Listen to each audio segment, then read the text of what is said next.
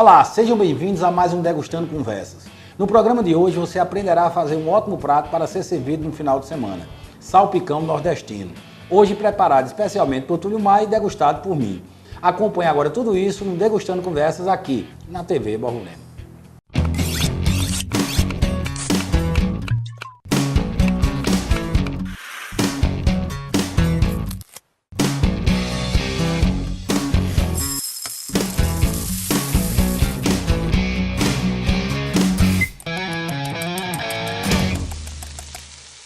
Olá, bem-vindo a mais um Degustando Conversas. Sou Túlio Maia e hoje eu vou preparar para vocês um salpicão nordestino e para isso nós vamos precisar de 250 gramas de carne de sol cozida e desfiada, uma cenoura grande ralada, meia xícara de ervilha, meia xícara de milho verde, 100 gramas de uva passas, uma maçã, repolho cortado em tiras, maionese, cheiro verde, amendoim triturado, meia cebola ralada e azeitonas.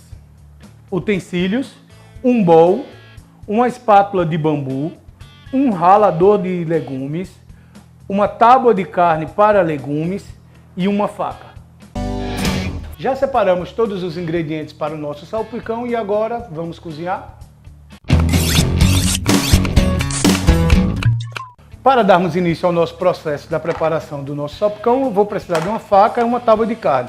Estou usando uma tábua de carne verde porque, segundo a gastronomia, existem algumas regras para a tábua de carne. Para cada tipo de coisa que você vai cortar, ela tem uma cor diferente. No caso, legumes, eu uso verde, branco para carne bovina, carne suína tem outra cor, para que você não misture as bactérias. No caso, porque você pode ter uma contaminação cruzada usando a mesma tábua que eu corto frutas, eu vou cortar proteínas e eu vou cortar legumes depois para evitar que haja uma contaminação cruzada. Então cada tábua tem uma coloração diferente para que você saiba que a tábua que você está usando é específico para aquele tipo de coisa, então não haja essa contaminação cruzada.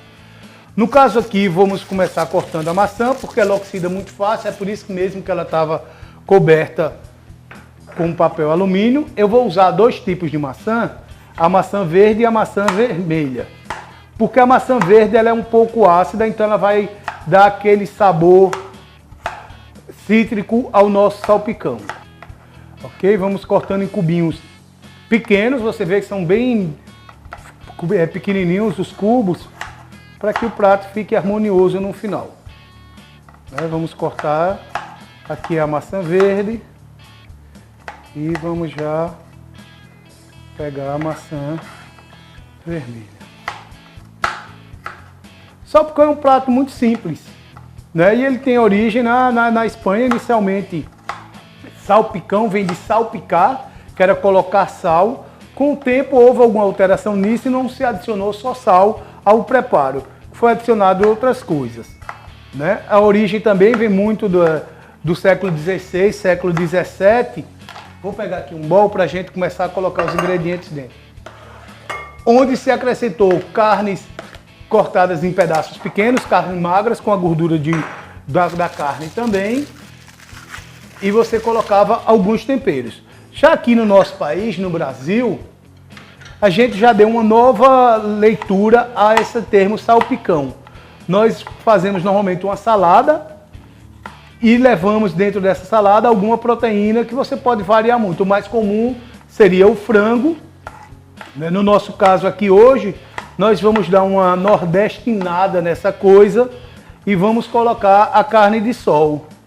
Também vamos trocar a batata palha, que é muito usada no salpicão, por um amendoim granulado. Não vai ser um amendoim em grão, ele vai ser triturado, só que não é um pó. Vocês vão ver na hora que eu for trabalhar com esse ingrediente aqui para o preparo. Por enquanto a primeira fase já está quase que finalizada, que seria as maçãs. Agora nós vamos colocar as outras maçãs.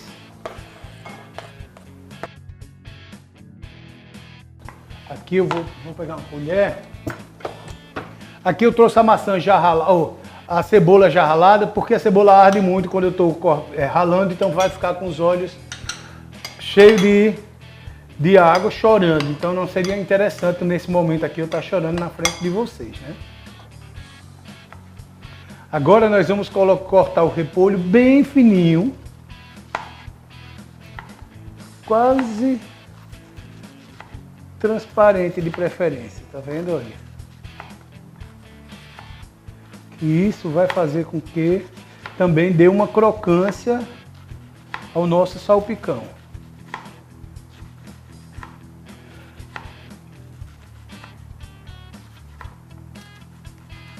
Aqui eu estou fazendo uma quantidade razoável porque não vai ser só para Fábio degustar, mas também o pessoal que está aqui no estúdio conosco. A minha amiga Cecília, que fez aniversário na quinta-feira passada, também está aqui conosco, prestigiando. Então, Cecília, atrasado, mas parabéns para você, viu, amiga?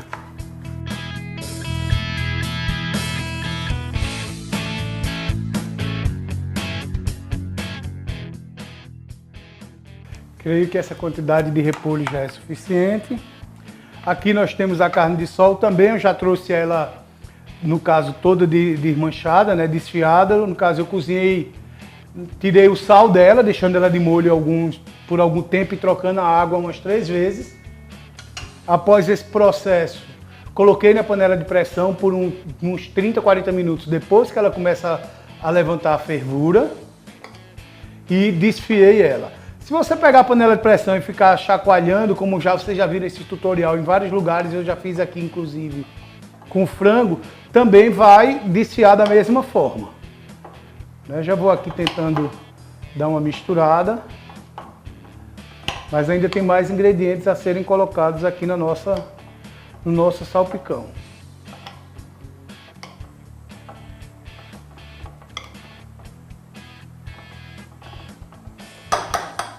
Pegar um ralo, no caso eu vou usar o mais grosso do ralo, mas se você quiser também pode ser esse aqui, mas eu acho que ele fica muito fininho, então não fica tão crocante o salpicão, porque o salpicão ele tem essa textura meio crocante, que é exatamente dos legumes crus, porém ralados, ou cortado no caso do repolho laminado finamente.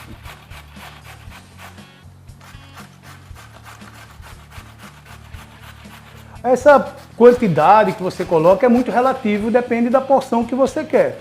No caso, eu estou usando uma cenoura, um pouco de repolho, mas essa quantidade é muito relativa, dependendo da quantidade de pessoas que você queira servir, né? E como eu falei inicialmente, os ingredientes eles podem variar bastante. Você pode acrescentar algumas frutas cristalizadas, você pode acrescentar vagem, pode acrescentar batata. É muito relativo, não existe uma receita pré-determinada que salpicão é só assim ou assado. Salpicão é essa mistura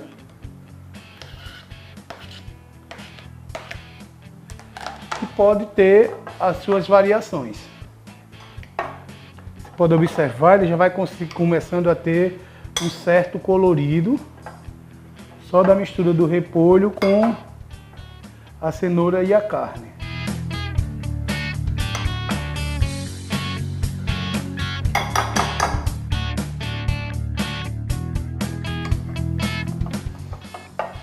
Como você vê, já tem um certo colorido. Vamos colocar agora a ervilha.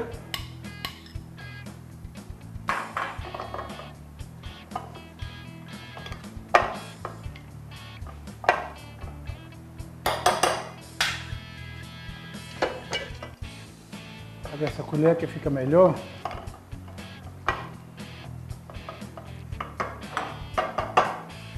Milho verde.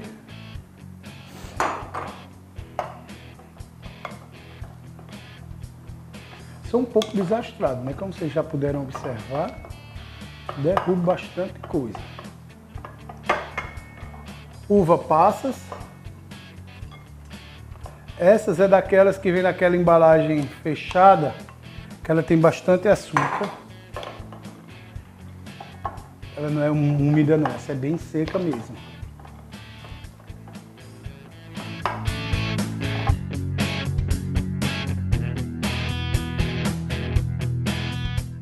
Agora colocar um pouco de azeitona para dar um salgado a isso. Eu também uso um tempero seco, que fica a critério de cada um use o que achar mais interessante. Eu uso um desses sachês feitos para legumes, de caldo de legumes. Deixa eu colocar isso aqui.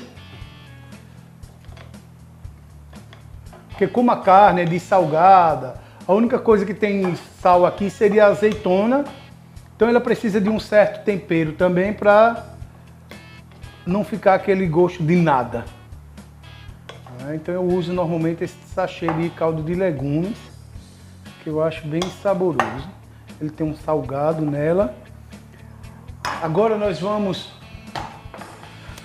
cortar cebolinha e coentro para dar um verde mais forte aqui e dar aquele sabor mais fresco, refrescante. Esse é um prato que ele tanto pode ser servido no verão, no alto verão, como também naqueles dias mais quentes do inverno.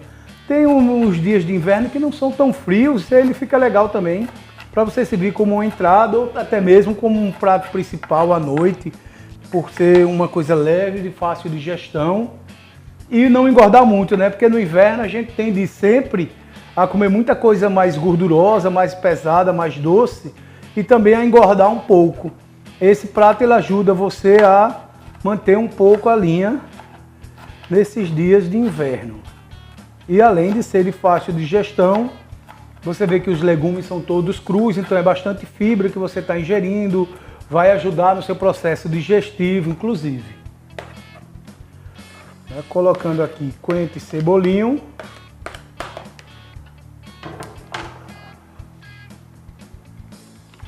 Dá uma misturada. Agora a maionese. No caso aqui eu estou usando um pote de maionese.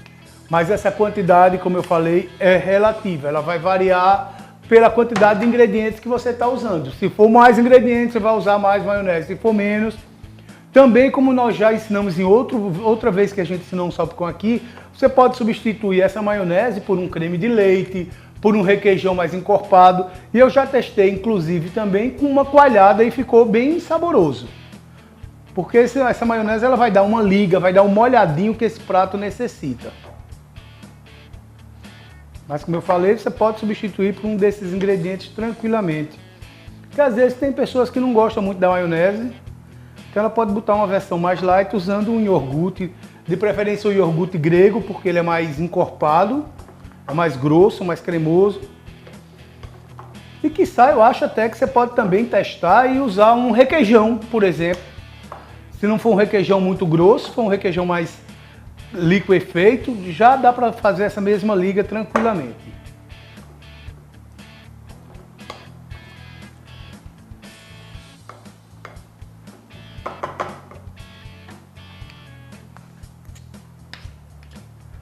Aqui, vamos dar uma limpada no nosso prato, porque esse prato ele vai para a geladeira por aproximadamente uns 10 minutos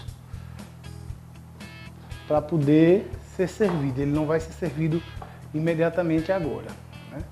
Para finalizar, nós vamos colocar amendoim. Normalmente as pessoas utilizam a batata palha, mas para dar um diferencial, para ficar mais fitness, eu coloquei aqui, no caso, o amendoim, que também vai dar uma certa crocância.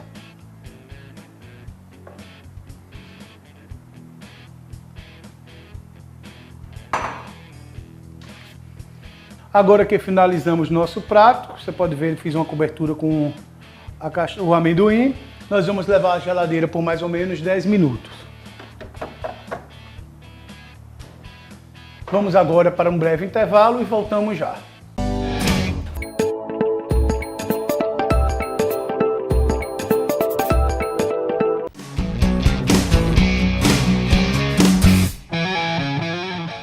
E o Degustando Conversas de hoje é comigo e você que está aí de casa nos assistindo.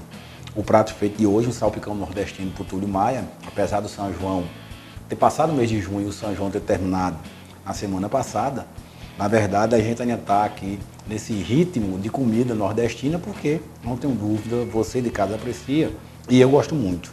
E esse salpicão muito diferente, o salpicão que geralmente tem outros ingredientes, aqui é um ingrediente muito típico da gente. A gente colocou esses ingredientes, a carne de sol, justamente para dar uma quebra ao invés do frango. Enfim, tenho certeza que se você fizer em casa, é uma refeição super rápida e super gostosa. Primeiro dar uma provada aqui.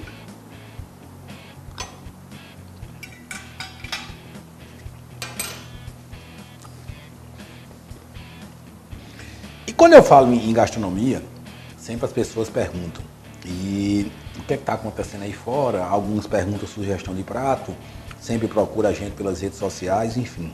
Estamos à disposição, procure, entre em contato. Acho que é importante essa interação do Degustando Conversa. A gente faz o Degustando Conversa com você de casa, porque esse programa hoje, ou sempre, né? Na verdade, esse programa só existe com o objetivo de você de casa fazer essa interação e também conhecer um pouco da gastronomia.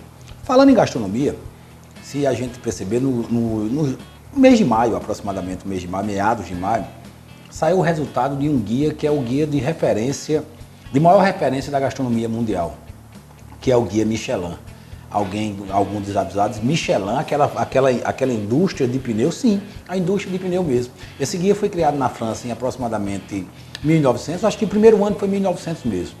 E quem teve a ideia da empresa, da indústria Michelin, foi justamente como vendia pneu. A ideia era passar a visão das pessoas quando fossem transitando pelas estradas, pelas cidades, elas poderem conhecer alguns restaurantes. E aí foi criando uma referência, hoje é a maior referência a nível de guia de gastronomia, existem outros guias, logicamente, mas é a maior referência de guia de gastronomia, o guia Michelin, sai em vários países, especialmente na França, sempre se espera muito, mas tem nos Estados Unidos, tem na Espanha, tem em Portugal, enfim, no Japão, porque no Japão hoje termina concentrando a maior quantidade de restaurantes com 3 estrelas Michelin. 3 estrelas Michelin é o ápice, é o maior número de estrelas que alguém pode receber, que um restaurante pode receber. A nível de Brasil, nós não temos nenhum restaurante com 3 estrelas Michelin. Nós tínhamos apenas um com 2 estrelas Michelin, que era o Dom de Alex Atala. Inclusive, dentre os restaurantes melhores do mundo, novamente, este ano de 2018, saiu somente o restaurante de Alex Atala, que ficou entre os 50 primeiros restaurantes. Acho que chegou a ser exatamente, não vou nem dizer entre os primeiros 50, entre os primeiros 60. Salvo me engano, o número 55 foi o que o Dom ficou classificado dentro dos restaurantes do mundo, o que é muita coisa. Porque se você perceber, de 3 estrelas Michelin, existe mais de 80 restaurantes. E Alex Atala, mesmo com 2 estrelas Michelin, ele está lá entre os 60 melhores restaurantes do mundo. Então, realmente, isso é uma referência muito forte e é bom para o Brasil, logicamente, porque o ramo da gastronomia, que é impulsionado e que cresce cada vez mais, termina trazendo uma grande referência a nível mundial, que seria o Dom de Alex Atala, que é em São Paulo. Para nossa grande surpresa, alguns outros restaurantes também foram, pela primeira vez, tidos como 2 estrelas Michelin, que é o restaurante Ouro, do chefe Felipe Bronze, também em São Paulo, e o restaurante Tuju, do chefe Ivan Haustorm. Esses 2 restaurantes tiveram pela primeira vez 2 estrelas Michelin. Tinha uma e tiveram essas 2 estrelas Michelin. Então vale a pena se você quiser conhecer. Infelizmente o guia Michelin no Brasil ele só faz análise de restaurantes em São Paulo e Rio de Janeiro, ainda não veio para as outras capitais do Brasil, nem também para o Nordeste, especificamente, nossa região. Então você ainda só tem dentro do guia Michelin o guia que fala de São Paulo e também do Rio de Janeiro, mas tem também com 2 estrelas, com 1 estrela. Tem os restaurantes que eles consideram de melhor custo-benefício, comida de qualidade por um preço mais acessível, porque se você quiser desembolsar, né, infelizmente, para almoçar ou jantar em algum desses 3 restaurantes que eu falei, que tem 2 estrelas Michelin, com toda certeza você não vai gastar menos de R$500 por pessoa, porque realmente é um restaurante que trabalha com alta gastronomia e também tem um valor bem alto no seu cardápio, que muitas vezes esses restaurantes no mundo inteiro trabalham com cardápio fixo, ou seja, você não tem escolha de cardápio. Geralmente é o cardápio do dia, né? Ou como a gente costuma brincar, porque geralmente você chega na França, quem gosta de gastronomia, a primeira frase que tem que saber em francês é plat du jour, né? O prato do dia. Nesse caso, o restaurante dá um menu completo, desde a entrada até, logicamente, o prato principal, o antipasto, enfim, dependendo, e também da sobremesa, ou a bebida, logicamente, que é por fora. Então, é um restaurante que não é barato, geralmente, para o público no geral. Um restaurante muito caro, e por isso também tem-se essa dificuldade para que as pessoas possam conhecer. Porém, foi criada uma categoria que aí sim, eu acho que é a categoria mais sensata, principalmente no período de crise, principalmente para o Brasil, que é essa categoria custo-benefício, que traz aqueles restaurantes que também têm boa qualidade, excelente qualidade, por um preço bem mais acessível. Então, logicamente, as pessoas são visitadas. Então, se você entrar no Guia Michelin, você vai ver todos os restaurantes de São Paulo e de Rio que foram classificados. E a gente fica, principalmente a gente que é aqui do Nordeste, esperançoso que os guias do futuro Michelin para o Brasil também tenham restaurantes, não só de outras capitais, mas especificamente capitais ou cidades aqui do nosso Nordeste e quem sabe de João Pessoa aqui de Campina Grande, a gente de repente não tem aí um restaurante. Aqui no Brasil tinha um guia, o Guia 4 Rodas, que sempre trazia, que era pegando um gancho um pouco do Guia Michelin, né? Guia 4 Rodas, você tinha uma revista 4 Rodas que trabalhava com essa ideia, que já foi justamente pegando carona nessa ideia do Guia Michelin, que é um guia mundial e que é uma grande referência. Tem chefs, vários filmes inclusive, que retratam gastronomia, eu já falei sobre alguns deles aqui, mas vários filmes que retratam gastronomia mostram inclusive uma briga de chefes querendo ou manter as estrelas, porque você pode perder, avaliado ano após ano, ou querendo conquistar mais uma estrela Michelin, né? E que termina sendo filmes interessantes que mostram um pouco esse universo, que é um universo muito duro. Eu estava, depois de provar mais uma vez esse salpicão, aí a gente vê o quanto a carne de sol ela harmoniza com muita coisa. Com tapioca, um salpicão, enfim, uma infinidade de coisas que a gente pode aproveitar a carne de sol e a gente muitas vezes não dá valor. Mas antes que alguém me cobre aí pelas redes sociais e pelo WhatsApp, os dois filmes que eu fiz referência, o primeiro é Pegando Fogo, com um ator bem conhecido, Bradley Cooper, que ele é um chefe que caiu em desgraça e depois ele volta e quer reconquistar, ou quer conquistar uma estrela Michelin. O outro, da mesma forma, é uma atriz também muito conhecida, Ellen Mirren. O nome do filme é A 100 Passos de um Sonho. Também nesse caso ela é chefe, mas é proprietária de um restaurante. Uma família indiana, salvo me engano, vai morar em frente e tem um filho dessa família que ele é um chefe muito promissor, né? E que ela também luta para conseguir ganhar justamente essa estrela Michelin. Então são dois restaurantes que fazem e retratam bem essa questão da estrela Michelin. Se você tiver curiosidade, seria bacana você assistir esses dois filmes. São dois filmes que eu indico, além de outros filmes de gastronomia. Pegando Fogo e A 100 Passos de um Sonho. Outro filme que eu acho muito bacana, aproveitando essa questão do filme, é Ratatouille. É um desenho animado, mas é um desenho animado que o conceito que a gente utiliza muito hoje, que chama um conceito da gastronomia de comfort food, ou comida confortável, ou a comida que lhe remonta à sua infância, a uma coisa boa na sua vida, a sua família, a sua mãe, assim, a quem lhe criou, enfim, remonta a uma boa fase da sua vida, um bom momento da sua vida, que é o comfort food, esse termo é para isso. Nesse filme Ratatouille, o guia gastronômico, muito crítico, vai num restaurante e de repente o chefe faz um ratatouille, que é um prato típico da gastronomia francesa, da culinária francesa. E a primeira coisa que acontece no filme, se você analisar direitinho, é quando ele dá a mordida no ratatouille, a primeira sensação que ele tem é voltar à casa da mãe. Ele pequeno, a mãe preparando um ratatouille para ele e ele remonta ao passado, ou seja, nada mais típico e nada mais específico do que o comfort food, ou seja, um prato que foi feito e que remontou ele um bom momento da vida dele, né, uma saudade de coisa que ele tinha vivido com a mãe dele, principalmente a gastronomia, porque a gastronomia ela termina nos unindo, né? A gastronomia, eu costumo dizer que o primeiro chefe que a gente conhece é a nossa mãe, né? Termina sendo a nossa mãe, logicamente que pode ser o nosso pai, enfim, a quem nos criou, mas no geral termina sendo a nossa mãe. Enfim, degustando conversas depois desse prato de hoje, neste caso eu vou continuar aqui degustando esse salpicão nordestino de Túlio Maia e o Degustando Conversas continua. Curta, compartilhe e siga as nossas redes sociais. facebook.com/Degustando Conversas. Você também pode mandar sugestões para o e-mail programadegustandoconversas@gmail.com. Acessar nosso canal no YouTube, Degustando Conversas, ou o Instagram, @Degustando Conversas. Bem, chegamos a mais um final do programa e quero agradecer a sua companhia nesta manhã de sábado. Lembrando que ao meio-dia o programa estará no nosso canal do YouTube. Muito obrigado e até a próxima semana. Degustando Conversas. Oferecimento Visan. Rede Compra e Supermercados.